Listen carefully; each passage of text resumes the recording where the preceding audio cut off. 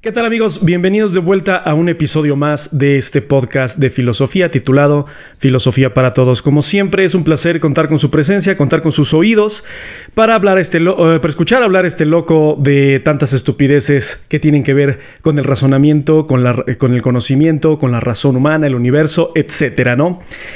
Pero bueno, para no perder más tiempo, siempre me gusta empezar así como con alguna tarugada, pero quiero adentrar mucho en Aristóteles, porque recuerden que vamos a tener varios episodios de Aristóteles y pues bueno, no es que sea complejo, bueno, sí es complejo Aristóteles, pero más que complejo es mucho lo que hay que ver de Aristóteles y quise resumir lo más importante y aún así, resumiendo lo más importante, es bastante, ¿no? Entonces, con esto quiero que se aproximen a la filosofía aristotélica. Digo, no vamos a conocer todo de Aristóteles como no conocimos todo lo de Platón, pero nos vamos a aproximar a una filosofía aristotélica que de verdad es bellísima. Es muy bonito todo lo que estudia Aristóteles, desde la naturaleza, la materia, las formas, las causas, la física, el alma, en fin, como se lo platicé en la introducción, son muchísimas cosas que Aristóteles va a estudiar y que va a analizar junto con los peripatéticos, pero voy a tratar de hacer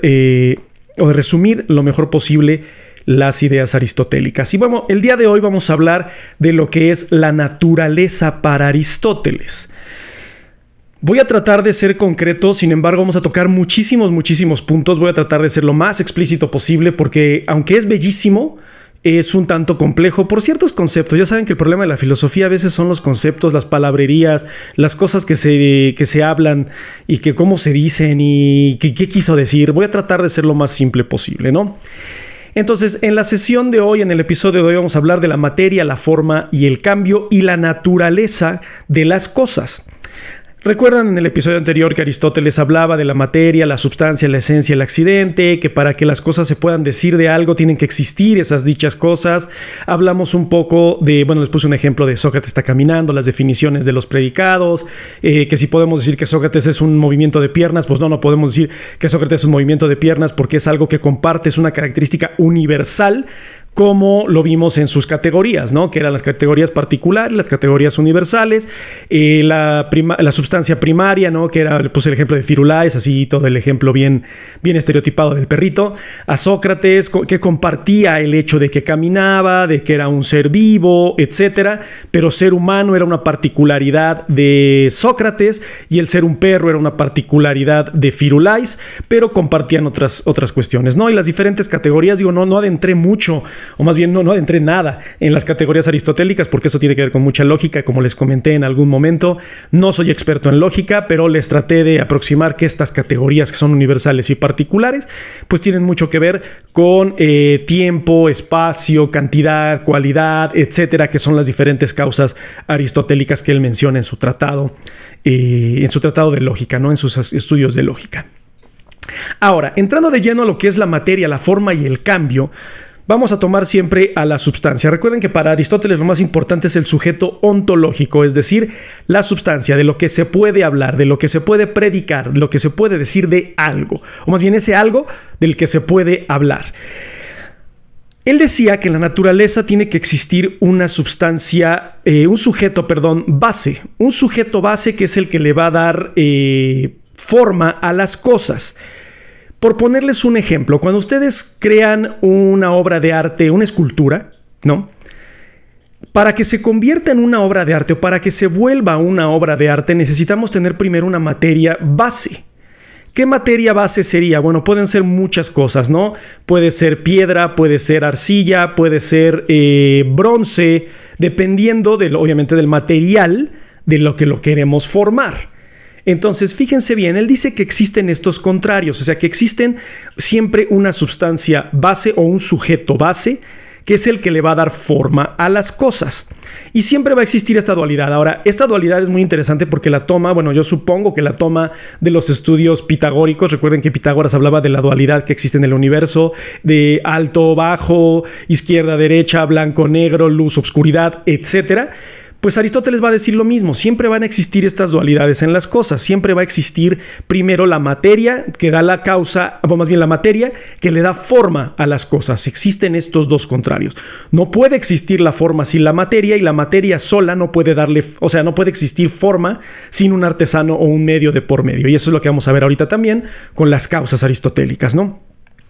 Pero él dice que la materia siempre tiene que existir para que la forma exista, tiene que existir algo preexistente, una materia preexistente. Es decir, como les puse ejemplo ahorita, si vamos a crear una estatua, entonces previo a la estatua fue piedra, previo a la estatua fue arcilla, previo a la estatua fue bronce, previo a la silla fue madera, previo a un escritorio fue plástico, previo a una televisión fue cristal o fue vidrio o fue arena, como les mencionaba en episodios anteriores sobre el vaso, ¿no? Cuando hablamos de lo que era la materia y la forma. Entonces siempre va a hablar Aristóteles de estas dos, que son correlativas y que siempre va a existir este sujeto base, que en este caso va a ser la materia. ¿Y qué es la materia? De lo que están hechas las cosas. ¿Qué es la naturaleza de las cosas? La forma que alguien o algo le dio a las cosas. Esto ya medio lo tratamos en episodios anteriores, pero quiero adentrar muchísimo más en esta parte de Aristóteles. Ahora él decía, existen sustancias naturales. ¿Qué quiere decir esto? Que existen en el universo de manera natural. Ojo, si algún químico me está viendo, si algún físico me está viendo, estoy hablando de lo que era la física para Aristóteles en ese momento y lo que era natural para Aristóteles en ese momento. No soy experto en biología, no soy experto en química, no soy experto en muchas cosas, incluso en filosofía. Les digo, yo hablo de filosofía, estudio filosofía, pero yo no puedo considerar un filósofo porque sería muy prepotente y muy presuntuoso de mi parte. Jamás voy a decir que yo tengo la razón absoluta, sino que estoy tratando de explicar la filosofía aristotélica y bueno, la filosofía de muchos filósofos que vamos a ver más adelante desde una perspectiva sumamente personal. Entonces, quien me esté viendo y diga, oye, creo que aquí la medio regaste, pues échenme paro, aquí en los comentarios escríbanme así de, oye, creo que ahí hay un problemita porque allá no es así, ya no es como lo pensó Aristóteles hace más de 2000 años antes de Cristo, etcétera, ¿no? Pero bueno, existen las sustancias naturales, o sea, es decir, lo que existe naturalmente en la naturaleza, valga la redundancia, ¿no? O sea, no es, a veces la filosofía va a sonar así como muy redundante, pero no lo es. O sea, en realidad es lo natural que existe en la naturaleza, ¿no? Porque hay natural que no es de la naturaleza, eso lo vamos a ver también más adelante, ¿no? Por poner un ejemplo, un árbol de cedro. El árbol de cedro es la forma que tiene la materia. ¿Qué materia es la materia preexistente al árbol del cedro? Pues es la madera, ¿no? O sea, la madera es la sustancia natural. La forma de árbol de cedro y las características que tiene, su tipo de corteza, su tipo de tronco, su tipo de hojas, que sí es de semilla, que sí es de bulbo, etcétera. Digo, estoy hablando de diferentes plantas, ¿no? Eso ya son las características, lo que se puede decir de la substancia o lo que podemos hablar de la substancia una vez que tiene forma. Pero la materia es la madera. Ahora, fíjense bien, aquí vamos a meter un poco a Parménides porque tiene mucho que ver la filosofía parmenidiana de esto de que las cosas no pueden llegar a ser de la nada, etcétera. Bueno, vamos a verlo aquí. Las cosas naturales llegan a ser de algo que existe, o sea, es decir, los árboles, el agua, en fin, todo ese tipo de cosas. Bueno, no el agua, no, porque ahí tiene algo que ver con lo que es la filosofía aristotélica. Pero pensemos, por ejemplo, un río, pensemos en la selva, pensemos en un bosque. Todo eso llega a ser de algo que ya es, no simplemente existe porque sí. Ahora, esto que ya es, ¿qué es? Es la materia misma. O sea, es decir, el agua, la madera, la tierra, en fin, ciertas sustancias naturales que él va a llamar los elementos. Y bueno, ¿de dónde toma los elementos o de dónde llama los elementos? Pues de la filosofía platónica, que eran aire, agua, tierra y fuego. Vamos a retomarlos una vez más. Sin embargo, ya no lo vamos a tomar como Platón, que Platón, ¿se acuerdan de los sólidos de Platón? Que era que un cubo era tierra, que ciertos triángulos, el icosaedro era agua, etcétera, ¿no? Aquí ya no va a tomar esa forma tan matemática, digo, sí lo hace matemáticamente, pero ya no lo vamos a ver de esa forma tan matemática. Pero él toma los 4 elementos. Él va a decir, esta substancia natural, esta substancia que es previa a la forma, o sea, la materia, la substancia natural, está conformada de estos 4 elementos: aire, agua, fuego y tierra. ¿Ok? Y él le va a llamar a estos elementos como los elementos que crean o que forman la tierra. Todo en la naturaleza va a estar formado de estos 4 elementos. Aquí va a coincidir un poco con la filosofía de Platón. Sin embargo, va a diferir en ciertas cosas. Van a ver que vamos a encontrar este tipo de coincidencias. Pues no es fortuito, era alumno de Platón. Claro que algunas cosas tenían que ver, pero él empezó a dar forma, irónicamente, a su propia filosofía y a un razonamiento un poco más comprensible, diferido de la filosofía platónica, ¿no? Sin embargo, él va aquí a introducir un quinto elemento. Si no la película del quinto elemento, no es Mila Jovovich, no. Él va a meter un quinto elemento que es el que va a llamar, o más bien que va a atribuirle a algo que está fuera de la naturaleza terrestre. Él va a decir, aire, fuego, agua y tierra siempre están presentes en la naturaleza terrestre. Y aquí ya va a meterse en un aspecto pues un poco más complicado, porque va a empezar a hablar del espacio exterior, donde están los planetas, donde están las constelaciones, etc. Y él va a decir que el elemento que permea en el espacio va a ser el elemento del éter. No el alcohol, como lo conocemos hoy en día, sino que él lo va a llamar éter, algo que está por encima de la naturaleza. Y esto ya es muy interesante porque ya no nada más se está enfocando Aristóteles en el mundo terrenal, en el mundo terrestre, ya se está yendo al universo. Ya se está yendo allá afuera, o sea, es decir, a este lugar donde coexisten los 4 elementos, porque al fin y al cabo pensémoslo, razonémoslo un poco. El mundo, la Tierra, estaría conformada, aristotélicamente hablando, aire, fuego, tierra y agua, ¿no? Y son la Tierra misma. Pero ¿dónde está esa Tierra?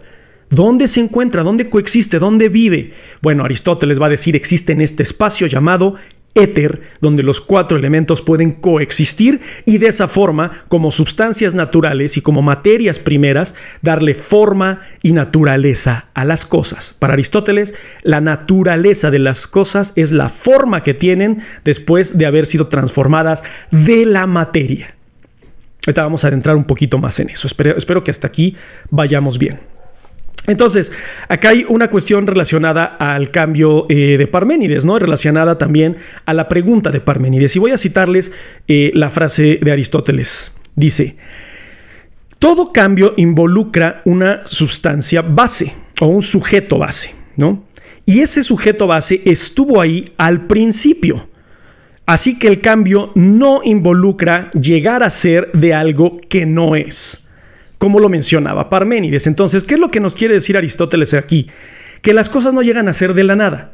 Las cosas sufren efectos o sufren el impacto del cambio. O sea, volvemos a lo que terminé de decirles en la sesión anterior, que era que el mundo aristotélico era heracliteano, ¿no? O sea, es decir, se basa en el cambio. Entonces, las cosas no llegan a ser de la nada. Las cosas llegan a ser de lo que ya existe previamente, que para él es las sustancias naturales, o la materia, y esta materia recibe forma por parte de algo o alguien, y al recibir esa forma, o sea, llegan a ser de algo que ya es y no llegan a ser de algo que no es en absoluto.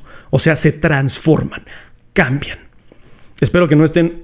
Y si están así, qué bueno, o sea, es padre. O sea, tenemos que razonar todo esto. Pensemos que todo lo que nos rodea, todos los objetos que están en el mundo y todo aquello que está presente, o sea, que es tangible, que lo podemos tocar, llegó a ser de algo que fue previamente otra cosa. Ahora, previo a eso, ¿qué fue? Bueno, Aristóteles va a decir, no lo sé. Por eso se llaman sustancias naturales o se llaman sujetos naturales. ¿Por qué? Porque estuvieron en la naturaleza previo a recibir forma o a recibir cambio. Parece que repito lo mismo una y otra vez. Tal vez sí, pero entre más lo repitamos, de diferentes formas, lo analicemos, lo racionalicemos de diferentes formas, es más fácil comprenderlo. Ahora, la física aristotélica, es decir, Aristóteles tiene un tratado de física, o sea, no nada más dijo, voy a estudiar razonamiento, no. Al estudiar la naturaleza tienes que estudiar la física, el mundo, las cosas que están aquí, los fenómenos, lo que se experimenta en el mundo, ¿no? Entonces Aristóteles va a decir que los elementos son, o estos aire, fuego, tierra y agua, son las sustancias o los sujetos bases de todo el cambio, de todo lo que es existente en el mundo. Entonces, la pregunta de Aristóteles es, la tierra, el agua, el fuego siempre se me olvida, la tierra, el agua, el fuego y el aire, ¿son las sustancias primarias? O sea, es decir, estos arjés presocráticos, ¿son las sustancias de las que están formadas todas las materias del universo? Quiero ver sus comentarios antes de que yo se lo diga. Bueno, o sea, piensen, razónenlo, traten de escribir un comentario y ya que lo escuchen digan, ah, sí, tenía razón yo, o sea, sí tenía razón con Aristóteles, coincidía con Aristóteles o pensé otra cosa completamente diferente. Y si lo hicieron, qué padre, porque ese es el propósito. Tomar, o sea, el hablar de filósofos viejos no nada más es como de, pues si ya se desacreditó o ya no es así, obviamente nada está formado de aire, fuego, tierra y agua. O sea, no, pero es como de, a ver, si yo hubiera estado en sus zapatos, ¿qué hubiera pensado? ¿Qué hubiera hecho? ¿Qué hubiera yo racionalizado? Entonces, todo está formado por aire, fuego, tierra y agua. Aristóteles va a decir que sí, ¿ok? Entonces, la pregunta es, y lo voy a citar, bueno, lo voy a decir tal cual, ¿no? ¿Se acuerdan de Sócrates y Fido? Que hablábamos de Fido, de otro nombre todo bien estereotipo, Firulais, ¿no? Que decíamos que tenían sus cuestiones inherentes que eran propias de ellos. Entonces, la pregunta es, ¿Sócrates y Firulais tienen de forma inherente aire, fuego, tierra y agua? Porque si lo tienen, entonces ya no son sujetos primarios, ya no son la cosa principal. Recuerden que hablábamos de las particularidades y los universales. Lo particular es lo que, o sea, es eso único. Pero entonces si es único y está conformado de aire, fuego, tierra y agua, o sea, los 4 elementos, entonces ya no es único, es algo que recibió forma de otra cosa. Ah, caray, entonces ahí está la pregunta, Aristóteles, ¿qué pasó ahí, no? Bueno, no se preocupen, Aristóteles va a decir, va, no hay problema, o sea, aquí ya me la saco de la manga y se la saca bastante bien. Vamos a hablar ahora de en sí lo que es la naturaleza para Aristóteles, o sea, es decir, lo natural para Aristóteles. Y voy a citar a Aristóteles, ¿no? De este libro de física, dice, la materia está cercana a ser una substancia y en cierta forma es una substancia. O sea, recuerden, Firulais, Sócrates son sustancias primeras, o sustancias primarias, perdón, no primeras, primarias. Ahora, si están conformadas de 4 elementos, entonces ¿son en realidad sustancia primaria? Bueno, según esta frase, voy a volver a decirla, la materia está cerca de ser una substancia y en cierta forma lo es. Entonces, si la materia es una substancia, lo único que está pasando es que la substancia está siendo sujeta ¿a qué? A cambio. Todos estos elementos se conformaron, se juntaron para poderle darle forma a Firulais, para poderle dar forma a Sócrates, a Pedro, a Jaime, María, Miguel, etcétera, ¿no? Entonces, en realidad, si me preguntas que la materia primaria son los elementos, sí, y al conformarse y ser sujetos del cambio, le dan forma a todos los entes que por ende son sujetos primarios. Espero que lo estén razonando, lo estén pensando. O sea, si la substancia es primaria, proviene de elementos primarios. Entonces no pierde su característica de primaria. Entonces ahí está. Aristóteles no se la zafa. O sea, obviamente lo racionalizó bastante chido. Y fue de claro, si la materia es sustancia y la materia es primaria y es el elemento primero, y eso al sufrir cambio se convierte en una substancia, entonces claro que la substancia también es primaria. Perfecto, ¿no? Se lavó las manos y dijo, chido, ¿no?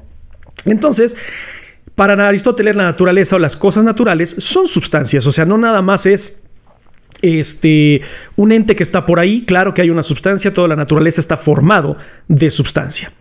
Ahora, surge la pregunta, ¿qué es entonces para Aristóteles lo natural? Porque una cosa es la naturaleza, que está conformada de sustancias primarias, ¿y qué es lo natural? Bueno, voy a citar a Aristóteles. Algunas cosas existentes son naturales, los animales y sus partes, las plantas y los cuerpos simples como los elementos, tierra, fuego, aire y agua.